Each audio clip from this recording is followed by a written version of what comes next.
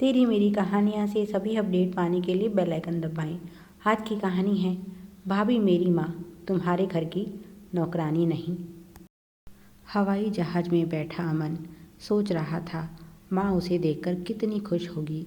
उसने माँ के लिए जो सुंदर सी साड़ी खरीदी है उसे दिखाने के लिए तो वह बहुत उत्साहित था। भैया भाभी और रिंकू के लिए भी उसने बहुत सारे तोहफे खरीदे थे। हवाई जहाज का यह सफ़र उसे जन्मों के समान लंबा लग रहा था। वह सोच रहा था कब यह यात्रा खत्म होगी और कब वह अपनी माँ के पास पहुँचेगा। पिताजी के जाने के बाद माँ कितनी अकेली हो गई थी। वह तो किसी भी हाल में उनसे अलग नहीं होना चाहता था, पर माँ की ज़िद के सामने उसे झुकना पड़ा। उसका यहाँ अमेरिका में बहुत अच्छी यूनिवर्सिटी में एडमिशन हो गया था। पिताजी ने पैसों का इंतज़ाम भी कर दिया था, पर फिर भी अमन खुश नहीं था। वह माता पिता को छोड़कर इतनी दूर नहीं जाना चाहता था, पर यह माँ की इच्छा थी। अमर बाहर विदेश में जाकर पढ़ाई करे। उसके सिलेक्शन पर माँ ने पूरे मोहल्ले में मिठाई बांटी थी, पर दुर्भाग्यवश जब उसके आने में केवल 15 दिन का समय बाकी था, रात को पिताजी को हार्ट अटैक हुआ और वे सभी को छोड़कर चले गए। माँ पिताजी से बहुत प्रेम करती थी। उनके जाने के बाद तो माँ बिल्कुल टूट गई। ऐसे में अमन उन्हें अकेला नहीं छोड़ना चाहता था, पर माँ ने किसी तरह उसे समझा बुझाकर मना ही लिया। उसके बाद पूरे 2 वर्ष बाद अमन घर लौट रहा है। फ़ोन पर माँ से बातें होती रहती थी, पर बात करते समय भी माँ अक्सर रोने लग जाती। तब भैया कहते, अमन तुम फ़ोन कम किया करो, तुम्हें देखकर माँ भावुक हो जाती है। और माँ को भी समझाते, माँ तुम ऐसे करोगी तो भला अमन पढ़ाई में अपना मन कैसे लगाएगा। तुमने ही तो ज़िद करके उसे वहाँ पढ़ने के लिए भेजा, फिर अब क्यों रो रही हो। कुछ ही समय की बात है, फिर वह लौट आएगा। यादों के समंदर में गोते खाता हुआ अमन घर पहुंच गया। उसने अपने आने की जानकारी किसी को नहीं दी थी। वह सबको सरप्राइज़ देना चाहता था। रात के लगभग 10 बजे का समय हो गया था। वह सोच रहा था शायद माँ सो गई होगी, क्योंकि वह सुबह जल्दी उठती हैं। पर भैया भाभी अभी जाग रहे होंगे, क्योंकि देर रात तक दोनों ऑफिस का काम करते हैं। जब घर के मुख्य दरवाजे पर वह पहुंचा तो देखा अभी ताला नहीं लगा हुआ है। इसका मतलब घर में सब जाग रहे हैं। वह दरवाज़ा खोल के अंदर आ गया। घर के अंदर कदम रखते ही उसे भाभी की आवाज़ सुनाई दी, अरे ओ बुढ़िया, सारी रात बर्तन ही धोती रहेगी या दूध भी देगी। रिंकू कब से दूध मांग रहा है, तुम्हें सुनाई नहीं देता क्या। तभी भैया की आवाज़ आई, माँ बूढ़ी हो गई हो पर तुम्हें अक्ल नहीं आई है। बर्तन धोने से ज़रूरी है बच्चे को दूध पिलाना, नहीं तो वह बिना दूध पिए ही सो जाएगा। और थोड़ा जल्दी जल्दी हाथ चलाओ, कुछ देर में तुम्हारे लाडले बेटे का फ़ोन आने वाला है। और ध्यान रहे उसके सामने यह गंगा जमुना मत बहाने लगना। एक तो बेचारा इतनी दूर बैठा है, ऊपर से तुम रो रो कर उसके सामने क्या जताना चाहती हो कि मैं तुम्हारा ठीक से ध्यान नहीं रखता। अरे वह तो तुम्हें छोड़कर जा चुका है, अब फ़ोन पर ही तुम्हारी खैर खबर पूछेगा। अब अच्छा हूँ या बुरा हूँ, जैसा भी हूँ मैं ही हूँ तुम्हारा ध्यान रखने वाला। देख लेना, कुछ ही दिनों में खबर मिलने वाली है कि उसने वहीं किसी गोरी मेम से शादी कर ली और अब वहीं बसने वाला है। भाभी बोली, अमन की तो किस्मत ही तेज है, पिताजी मरने से पहले उसका सारा बंदोबस्त करके मरे, नहीं तो इस जन्म में तो वह अमेरिका देख भी नहीं पाता। और अब ना ही माँ की कोई जिम्मेदारी उसे उठानी है। दूर बैठा फ़ोन पर ही मीठी मीठी बातें करके इन्हें खुश कर देता है। और यह मूर्ख आस लगाए बैठी हैं कि मेरा बेटा आएगा और मुझे अपने साथ लेकर जाएगा। अरे अगर साथ ले भी गया तो वहाँ भी तुम्हें यही सब करना है जो यहाँ कर रही हो। जब यहाँ नौकरानी नहीं मिलती तो वहाँ तो नौकरानी मिलना और भी मुश्किल है। अमन हैरान हो गया था। उसके जाने के बाद घर में यह सब क्या हो रहा है। भैया भाभी की नज़रों में माँ की हैसियत नौकरानी के समान है। जब तक पिताजी जिंदा थे तब तक तो इनकी हिम्मत भी नहीं हुई माँ से ऊंची आवाज़ में बात करने की, और अब माँ के साथ ऐसा बर्ताव। गुस्से के कारण उसकी मुट्ठियाँ बंद हो गई, पर तभी उसके दिमाग में एक विचार आया और वह घर के अंदर जाने की बजाय गेट से बाहर निकल गया। रात उसने एक होटल में बिताई और भैया भाभी के पास संदेशा भेज दिया कि कल वह लौट रहा है। भैया बोले, ठीक है, मुझे समय बता दो, मैं तुम्हें एयरपोर्ट लेने पहुंच जाऊंगा।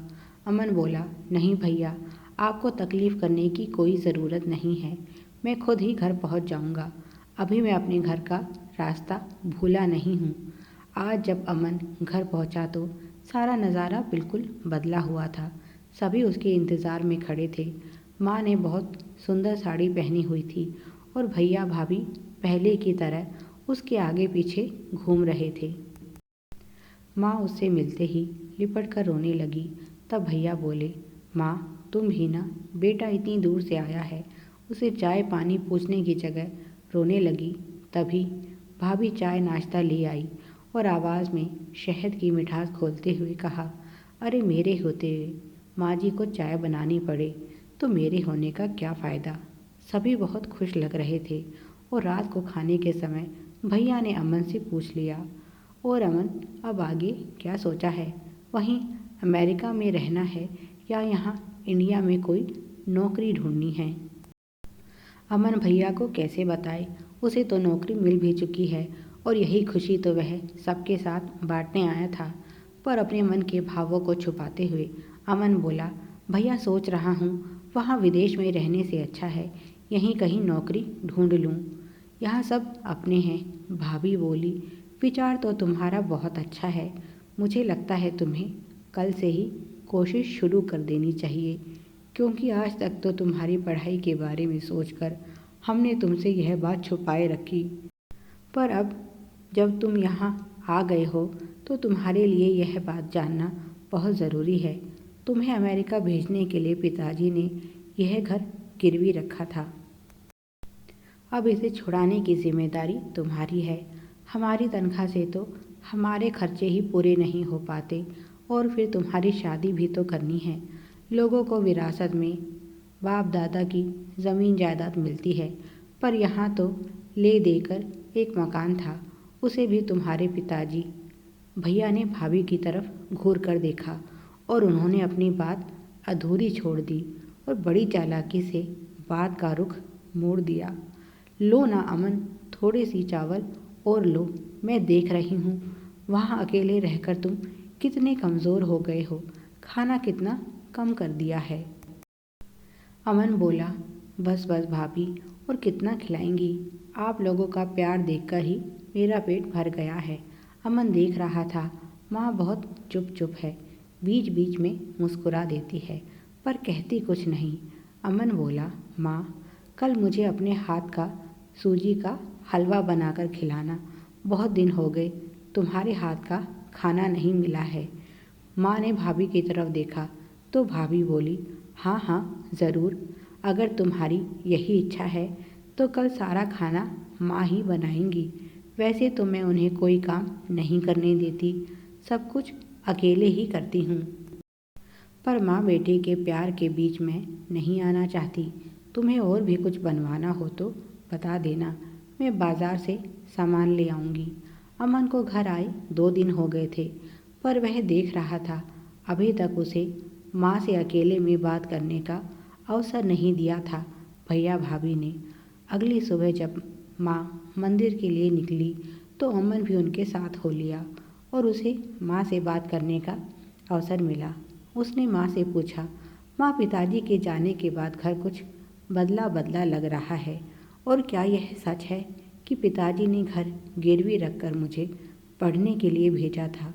माँ ने बताया, नहीं बेटा, तेरे भैया भाभी झूठ बोल रहे हैं। तुम्हारे अमेरिका जाने के बाद धीरे धीरे यहाँ सब कुछ बदल गया। यह दोनों नहीं चाहते थे कि तुम कभी अमेरिका पढ़ने जाओ। तुम्हें अमेरिका भेजने के लिए तुम्हारे पिताजी ने किसी से एक पैसा भी नहीं लिया। यह सब हमारी जमा पूंजी थी जिस पर तुम्हारे भाई भाभी की नज़र थी। तुम इस बारे में नहीं जानते, पर उस समय भी इस पैसे को लेकर बहुत झगड़ा हुआ था। हमें लगा अगर तुम्हें झगड़े के बारे में पता चला तो कहीं तुम जाने से इनकार ना कर दो। इसीलिए उस समय झगड़ा शांत करवाने के लिए तुम्हारे पिताजी ने यह मकान तुम्हारे भैया के नाम कर दिया, क्योंकि इससे कम पर तुम्हारे भैया भाभी नहीं माने। इन दोनों को पूरा यकीन था कि तुम कभी वापस यहाँ नहीं आओगे, पर जब उन्हें पता चला कि तुम यहाँ वापस आ रहे हो तो मैंने इन दोनों को बातें करते सुना। इन्होंने इस मकान को गिरवी रखकर उन पैसों से तुम्हारी भाभी के भाई के डूबते हुए बिजनेस को बचाया और धीरे धीरे करके वह बहन का कर्जा उतार रहा है। पर इन दोनों के मन में लालच आ गया और चाहते हैं घर को छुड़ाने में इनका कोई पैसा ना लगे, इसीलिए तुम्हें यह कहानी सुना दी। इस तरह से इन्हें अच्छा पैसा भी मिल जाएगा और मकान भी। अमन ने पूछा, और माँ तुम्हारे साथ इनका यह व्यवहार? माँ बोली, बेटा जब तक मुझसे कुछ मिलने की आस थी तब तक तो इन्होंने मेरी खूब सेवा की, पर तुम्हारे पिताजी के जाने के बाद मकान तो इन्हें मिल ही चुका था। धीरे धीरे बहू ने मेरे सारे गहने भी ले लिए और जब मैं बिल्कुल खाली हो गई तब मेरे साथ इनका बर्ताव बदलता गया। अब इन्हें मेरी 2 रोटियां भी भारी लगती हैं।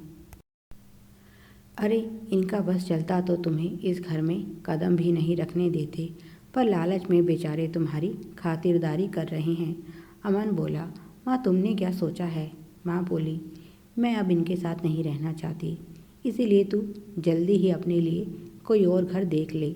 तब अमन ने माँ को बताया, मुझे अमेरिका में बहुत अच्छी नौकरी मिल चुकी है, मैं तो बस यहाँ तुम्हें लेने आया था और जैसे ही सारी कार्रवाई पूरी हो जाएगी मैं तुम्हें यहाँ से ले चलूँगा। पर इनको कुछ तो सबक मिलना चाहिए। इन्होंने तुम्हें जो दुख दिए हैं उसकी सज़ा तो मिलनी चाहिए। Please like, share and subscribe. Thanks for watching.